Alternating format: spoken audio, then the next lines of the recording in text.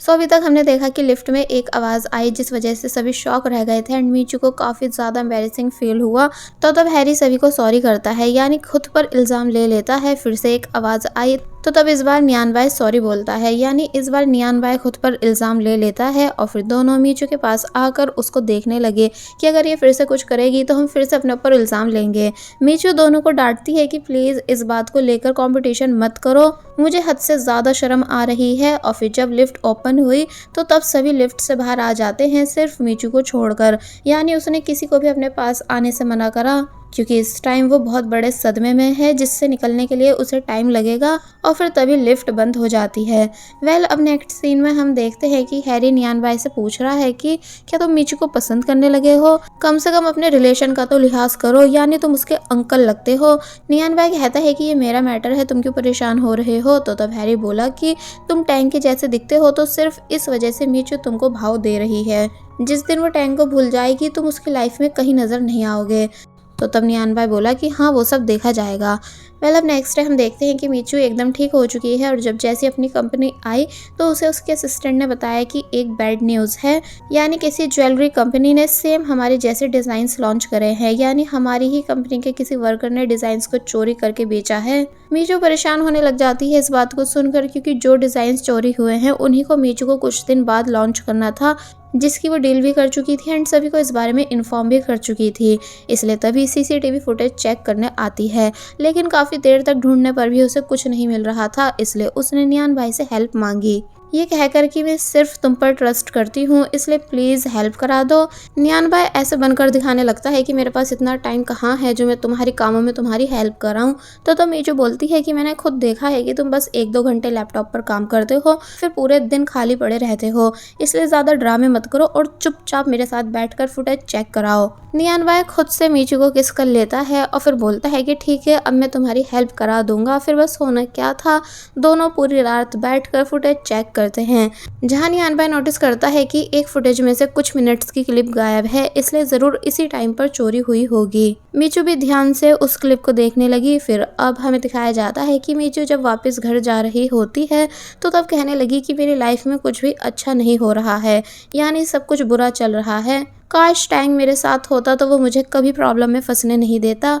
नियान भाई को बिल्कुल अच्छा नहीं लगता मीचू को उदास देखकर, इसलिए वो बोलता है कि क्यों ना तुम ऐसे सोचो कि मैं ही टैंग हूँ जो कि तुमको कंफर्ट करा रहा हूँ। और फिर तभी मीचू को हक करके कहने लगता है कि वेल डन मीचू, तुम अकेले ही हमारे बिजनेस को काफी अच्छे से संभाल रही हो, मैं तुम पर प्राउड फील करता हूँ और तुम्हें उदास होने की जरूरत नहीं, क्योंकि बिजनेस में परेशानियां आती जाती रहती हैं, इसलिए तुम हिम्मत मत हारो क्योंकि तुम एक ब्रेव गर्ल हो। तो तब पहले तो मीचू काफी बुरी तरह रोने लगती है इन सभी बातों को सुनकर, ठीक एक बच्चे की तरह कि वो कैसे खुद को अकेला फील करती है, लेकिन फिर बाद में चुप हो गई एंड अब उसका मन भी हल्का हो चुका है, इसलिए नियान भाई को दिल से थैंक्स करने लगी। पर जब उसकी नजर नियान भाई की शर्ट के बटन पर गई तो तब उसने बटन की तारीफ की कि यह तो बहुत ही यूनिक है। नियान भाई बताता है कि हाँ इसको मैंने ट्रेडिशनल क्राफ्ट से बनवाया था। तो तब मीचू को याद आता है कि टैंग भी कुछ चीजें ट्रेडिशनल टेक्निक की ही बनवाकर यूज करता था, इसलिए तभी उसको एक आइडिया आता है कि अगर मैं हनी लव में भी ट्रेडिशनल टेक्निक ऐड कर दूं तो तब हमारा ज्वेलरी ब्रांड और भी ज़्यादा यूनिक और फेमस बन सकता है, इसलिए तभी डिसाइड कर लेती है कि अब मैं ऐसा ही करूंगी। पर पहले उस चोर को ढूंढ लो जो कि कंपनी में है। एंड जब खुशी खुशी यहाँ से जाने लगी तो तब नियान भाई हंसता है और बोलता है कि ये लड़की वाकई में सबसे अलग और कमाल है, यानी कुछ ही मिनट्स में उदास हो जाती है और कुछ ही मिनट्स में खुश भी हो जाती है। अब रात में हम नियान भाई को उसी कंपनी से बात करते हुए देखते हैं जिसने मीचू के डिजाइन्स लॉन्च करे हैं। यहाँ नियान भाई मिस्टर लुई बनकर बात कर रहा था और अब क्योंकि उसके कनेक्शंस बड़ी बड़ी कंपनीज से हैं, इसलिए थोड़ी बहुत वार्निंग देने के बाद नियान भाई पता लगवा लेता है कि आखिर उन लोगों को मीचू के डिजाइन्स किसने चोरी करके सेल करे थे। फिर अब अंधेरे में हम एक लड़की को देखते हैं जो कि घबरा कर फिर से कुछ चेक करने आई थी कि अपोजिट कंपनी मेरा नाम इन लोगों को नहीं बता सकती है। कि तभी लाइट्स ऑन हुई और मीचू भी यहाँ आ गई और कहने लगी कि गेम एंड हो चुका है, क्योंकि हमें पता चल चुका है कि वो चोर तुम ही थी। फ्लैशबैक से हमें पता चला कि कैसे नियान भाई सारा सच मीचू को बता रहा था, जो उसे अपोजिट कंपनी से पता चला था। तो मीचू हैरान हुई कि तुम्हारे इतनी बड़ी बड़ी कंपनीज के साथ कनेक्शन कैसे हैं, वो भी स्पेशली ज्वेलरीज कंपनीज के साथ। तो तब नियान भाई मन ही मन बोला कि ये समझना तुम्हारे बस की बात नहीं, क्योंकि जब इतनी हिंट देने पर भी तुम समझी ही नहीं कि मैं ही मिस्टर लुई हूँ, तो अब क्या खाक समझोगी। वेल प्रेजेंट में दिखाया जाता है कि वो लड़की मुकरने लगती है कि मैंने कुछ भी नहीं करा, तुम लोगों के पास क्या प्रूफ है कि चोरी मैंने करी थी। तो तब हैरी यहाँ आता है एंड मोबाइल दिखाते हुए कहने लगता है कि ये रहा प्रूफ, जिसमें तुम साफ दिख रही हो डिजाइन चोरी करते हुए, क्योंकि मैंने ट्रिम फुटेज भी रिकवर करवा ली है। सब कुछ अपने अगेंस्ट होता देख वो लड़की माफी मांगने लगती है, बट मीचू कहती है कि मैं तुम्हें फायर कर रही हूँ, साथ ही तुम पर लीगल एक्शन भी लिया जाएगा, इसलिए अपना लॉयर ढूंढ लो। तो वो लड़की और भी ज्यादा परेशान हो गई। अब हम देखते हैं कि मीचू ने हैरी को थैंक्स किया सही टाइम पर रिकवर फुटेज लाने के लिए। तो तब हैरी कहता है कि इट्स ओके, ये तो मेरा फर्ज था, क्योंकि तुम ही तो बोलती हो कि तुम सिर्फ मुझ पर ट्रस्ट करती हो। तो तब ये बात नियान बाई को बिल्कुल अच्छी नहीं लगती, क्योंकि यही सेम बात मीचू ने नियान बाई से भी बोली थी कि वो सिर्फ नियान बाई पर ट्रस्ट करती है। इसलिए जब ये दोनों घर आ गए एंड यहाँ जब मीचू काफ़ी ज़्यादा खुश नज़र आ रही थी मैटर सॉल्व होने के बाद, लेकिन वही नियान बाई का मुंह बना हुआ था। मीचू कहने लगती है कि कोई भी मिस्ट्री सॉल्व करनी हो उसमें मेहनत बहुत ही लग जाती है। तो तब नियान बाई कहता है कि सब कुछ तो मैंने और हैरी ने करा है, यानी तुमने तो कुछ करा भी नहीं, इसलिए तुम्हारी कौन सी मेहनत लग गई। तो इस बात पर मीचू ने जवाब दिया कि पर मैं अच्छी इंसान हूँ ना, यानी इस काबिल हूँ कि सब मेरी मदद करते हैं, ये एक अच्छी लीडरशिप की निशानी होती है। तो तब नियान बाई मीचू के क्लोज आया और बोला कि तुमने मुझसे भी यही कहा था कि तुम्हें सिर्फ मुझ पर ट्रस्ट है, और हैरी से भी तुमने यही सेम बात बोली। तो तब मीचू कहती है कि हैरी से मैंने तुम्हारे आने से पहले वो बात बोली थी, और उस दिन ऑफिस में सिर्फ तुम ट्रस्टवर्दी थे, इसलिए तुमसे भी मैंने वही सेम बात कही थी, इसलिए तुम ज़्यादा माइंड मत करो। और फिर जब नियान बाई को शांत कराने के लिए उसे चिप्स खिलाने लगती है, तो तब नियान बाई हाथ से चिप्स खाता नहीं बल्कि अलग स्टाइल में चिप्स खाकर गया, ये कहते हुए कि इस बार तो माफ़ कर रहा हूँ लेकिन नेक्स्ट टाइम नहीं करूँगा। तो तब मीचू शॉक बैठी रह गई नियान बाई के ऐसे करने की वजह से। तो वहीं दूसरी तरफ हमें दिखाया गया कि जिस लड़की ने चोरी करी थी वो पूरी बात मिस रोज को बता रही है कि कैसे हमारा पूरा प्लान खराब हो चुका है। तो तब मिस रोज को काफ़ी ज़्यादा गुस्सा आने लगा, इसका मतलब ये सब मिस रोज करवा रही थी। अब हमें दिखाया जाता है कि मीचू और नियान बाई दोनों क्राफ्टमैन के पास आए हैं, लेकिन वो कोलैबोरेशन करने से साफ मना कर देते हैं, ये कहकर कि तुम जैसी यहाँ काफ़ी कंपनीज आती हैं जिन्हें मैं साफ इनकार कर देता हूँ, क्योंकि तुम लोग सिर्फ अपना मतलब निकालते हो, कभी हमारे टैलेंट को अप्रिशिएट नहीं करते हो। और जब जैसे डोर बंद करने लगे कि तभी मीचू ने अपना हाथ आगे कर लिया डोर को बंद होने से रोकने के लिए, इसलिए नियान बाई भी तुरंत अपना हाथ आगे करता है, जहाँ मीचू के हाथ को बचाने के चक्कर में उसके हाथ पर चोट लग गई। अब हम देखते हैं कि मीचू कैसे नियान बाई के मेडिसिन लगा रही है और बोल रही है कि तुम्हें अपना हाथ आगे नहीं करना था, अब देखो कितनी चोट लग गई तुम्हें। नियान बाई मीचू के क्लोज होता है और पूछता है कि क्या तुम मेरी फिक्र कर रही हो। क्या तभी वही अंकल यहाँ आ गए और इन दोनों से चले जाने के लिए बोलने लगे, ये कहकर कि अब तुमने मेडिसिन लगा ली है ना, तो तुम दोनों यहाँ से चले जाओ, क्योंकि मुझे तुम लोगों से कोई भी कोलैबोरेशन की बात नहीं करनी।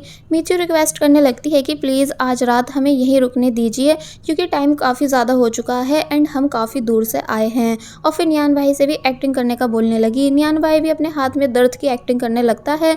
तो तब अंकल बोले कि ठीक है, तुम दोनों आज रात यहाँ रुक सकते हो, मैं तुम्हें रुकने के लिए एक रूम दे दूंगा। मीचू पूछती है कि क्या बस एक रूम, क्या 2 रूम नहीं मिल सकते। अंकल पूछते हैं कि क्यों, क्या तुम दोनों कपल नहीं हो, अगर ऐसा है तो अभी चले जाओ। तो फिर तब ये दोनों फिर से एक्टिंग करने लगे कि नहीं नहीं अंकल ऐसा कुछ भी नहीं है, यानी कि हम दोनों कपल ही हैं, है ना नियान बाई। तो तब नियान बाई भी बोलता है कि हाँ ये मेरी वाइफ है।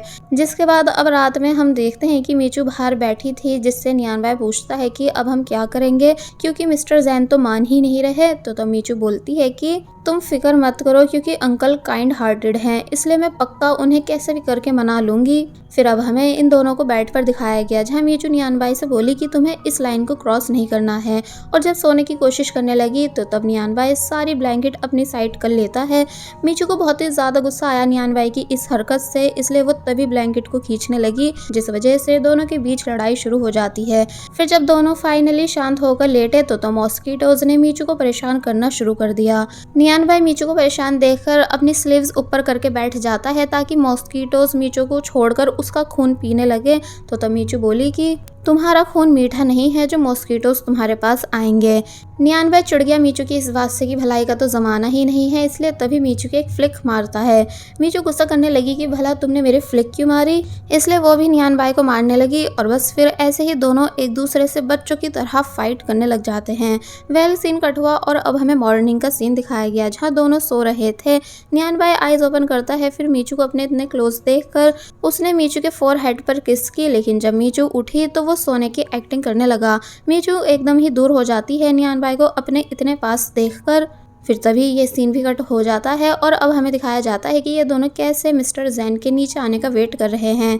मिस्टर जैन नीचे आते हैं और पूछते हैं कि तुम दोनों अभी तक यहाँ से गए क्यों नहीं हो। तो तब मीचू बोली कि बारिश होने वाली है इसलिए हम कैसे जाएं, यानी सभी रोड ब्लॉक्स हो जाएंगे। मिस्टर जैन कहते हैं कि पर बारिश हुई नहीं है और मुझे लगता भी नहीं है कि बारिश होगी, कि तभी बारिश होना स्टार्ट हो गई, जिस वजह से इन दोनों को फिर से एक दिन यहाँ रुकने का मौका मिल जाता है। मतलब दिखाया गया है कि मीचू जब फिर से मिस्टर जैन से कोलैबोरेशन की रिक्वेस्ट कर रही थी तो तब वो इन्हें एक चैलेंज देते हैं कि मुझे एक दिन में सेम ऐसी रिंग बनाकर दिखाओ। नियानवे हैरान हुआ कि इसको हम एक दिन में कैसे बना सकते हैं, वैसे हमें क्राफ्ट नहीं आता, लेकिन मीचू मान गई कि मैं कर लूँगी। जिसके बाद अब दिखाया गया है कि दोनों कैसे पूरी मेहनत कर रहे होते हैं उस रिंग को रेडी करने में, जहाँ दोनों ने इस मोमेंट को अच्छे से एंजॉय भी करा, यानी हंसी मजाक भी कर रहे थे। और फिर यहाँ वो अपना बेस्ट देकर फाइनली रिंग को रेडी कर देते हैं। और जब शाम में रिंग को मिस्टर जैन को दिखाने आए तो तब मिस्टर जैन को वो पसंद आई ही नहीं, इसलिए उन्होंने साफ मना कर दिया कोलैबोरेशन करने से। मीचू कहती है कि कम से कम आपको हमारे एफर्ट्स तो देखने चाहिए, पर मिस्टर जैन कुछ भी सुनने के लिए रेडी नहीं होते हैं, इसलिए मीचू को भी अब गुस्सा आ जाता है। इसलिए वो नियानबाई से अकेले में मिस्टर जैन की बुराई करने लगी कि ये काफ़ी ज़्यादा बुरे हैं, पता नहीं हमसे इतनी नफरत क्यों कर रहे हैं, लेकिन मैं कैसे भी करके इनको मना कर ही रहूँगी। मतलब नेक्स्ट सीन में हमें दिखाया जाता है कि हैरी भी यहाँ आ चुका है। मीचू काफ़ी ज़्यादा खुश हुई हैरी को देखकर, लेकिन नियानबाई पूछता है कि भला तुम्हें कैसे पता कि हम यहाँ पर हैं। तो इस बात पर इससे पहले कि अब हैरी कुछ बोल पाता कि तभी मिस्टर जैन बताने लगे कि हैरी बहुत ही अच्छा इंसान है जो कि इस गांव के डेवलपमेंट में काफ़ी ज़्यादा मदद करने वाला है। एक्चुअली हैरी ये सब इसलिए ही कर रहा है ताकि मिस्टर जैन मीचू के साथ कोलैबोरेशन करने के लिए मान जाए। फिर हैरी मीचू से बोला कि मैंने यहीं के गेस्ट हाउस में 3 रूम्स बुक करा दिए हैं, इसलिए अब तुमको यहाँ रुकने की ज़रूरत नहीं है। तो तब वैसे तो नियानबाई मना करने ही वाला था कि मीचू कहीं नहीं जाएगी, लेकिन नियानबाई के कुछ भी बोलने से पहले मीचू मान जाती है। वेल अब हम नेक्स्ट डे देखते हैं कि नियानबाई अपने रूम से बाहर आया है और वो मीचू को गुड मॉर्निंग करने उसके रूम में जा रहा है, लेकिन जब जैसे उसने डोर नॉक करा एंड हैरी ने डोर ओपन करा तो तब नियानबाई के होश उड़ गए कि आखिर तुम मीचू के रूम में क्या कर रहे थे, क्या तुम पूरी रात यहीं पर थे। और बस फिर इसी सीन के साथ ये पार्ट यहीं पर एंड हो जाता है। There was a time when you had me falling to the ground. For next part, please subscribe my channel and hit the bell icon. Thank you.